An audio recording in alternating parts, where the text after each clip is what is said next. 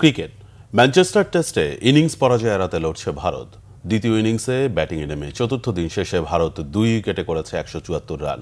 Old ট্রাফোর্ডে 311 রানে পিছিয়ে থেকে দ্বিতীয় ইনিংসে ব্যাটিংয়ে নামে ভারত। প্রথম ওভারেই আঘাত হানেন ইংলিশ পেসার ক্রিস ওকস। স্কোরবোর্ডে কোনো রান ওঠার আগেই সাজঘরে ফেরেন দুই ভারতীয় ব্যাটসম্যান।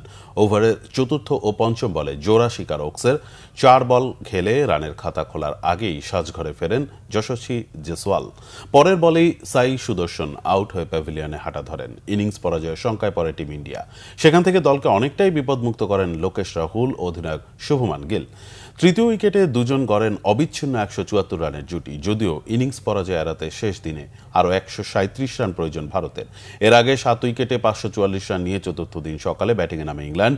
অধিনায়ক বেন স্টোকস 77 রানে অপরাজিত ছিলেন। ক্রিজে নেমে ভারতের বোলিংয়ের উপর দিয়ে ঝড় বইয়ে দেন। 141 রানের অসাধারণ এক সেঞ্চুরিতে টেস্ট ক্রিকেটের নতুন নজির গড়েন স্টোকস।